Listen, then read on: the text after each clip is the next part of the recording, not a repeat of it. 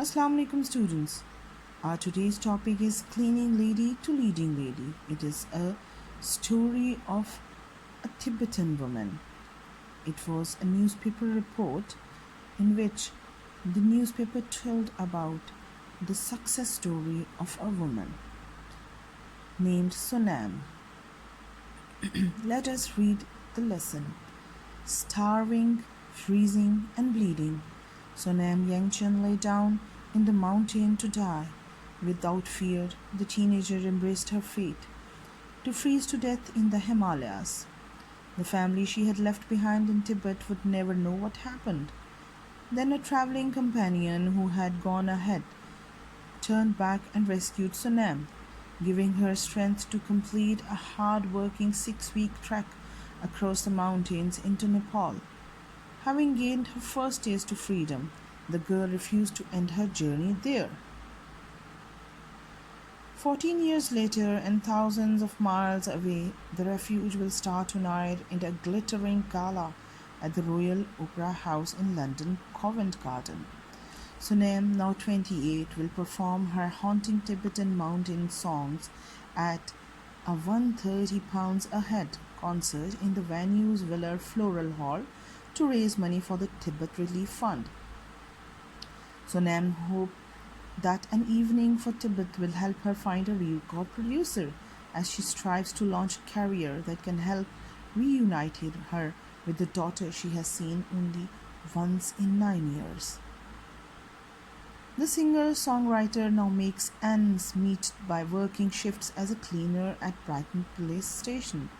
Yet she is grateful for the opportunities offered by Britain after years of Chinese persecution of her family in Tibet, which she fled at the age of 15 in December 1989. My family were nobles, she said. In the Cultural Revolution, our possessions were taken and our home was demolished. My parents were worried for my safety, so they sent me to live at a family friend's house. I was 6 or 7 and lived a slave's life, working all day, washing dishes and laboring. Many years later, I escaped.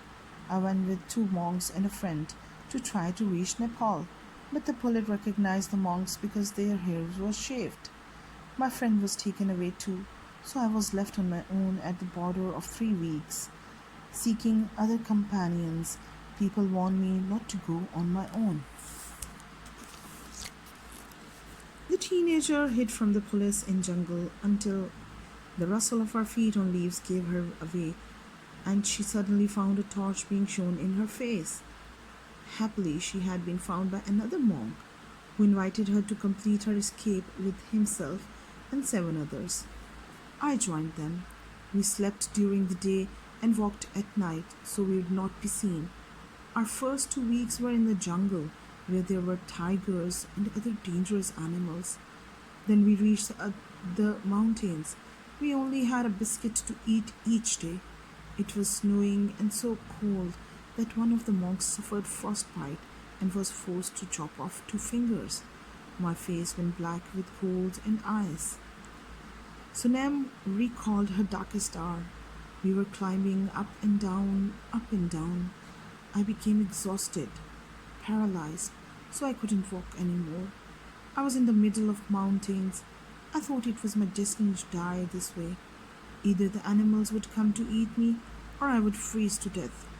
I wasn't afraid. My mind was blocked, almost numb. My heart was with the Dalai Lama.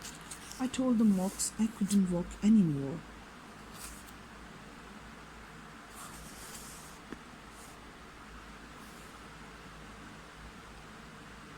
And he turned back, picked me up, and carried me.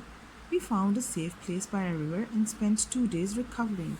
At the border, the Nepalese police arrested us and locked us in a cell for a night.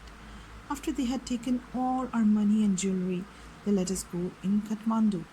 I couldn't walk because my feet were bleeding and swollen. My foot is still scarred today. In 1997, Sonam went to live in France and afterwards moved to Britain, where she married and settled in Brighton. Her passion is music. She writes songs, many mourning her homeland's plight, performs live and has released 2 CDs. Sunam said, I am working very hard here. I get up at 4 am and use the time to pray, meditate, and practice. Sunam's mother died when she was 11, but her father, sister, and 3 brothers remain in the Tibetan countryside. For years, she was unsure if they were still alive. But 6 months ago, she made contact. I had sent letters for years, never knowing if they got them. Then I managed to reach them by phone. I spoke to my sister for 4 hours. The telephone bill was £700, but it was worth it. They knew I was alive but didn't know anything about me. My heart is still in Tibet, and when it is free, I will go back to help in whatever I can. Sunam has a daughter, but the child was abandoned by her father when she was 6 months old.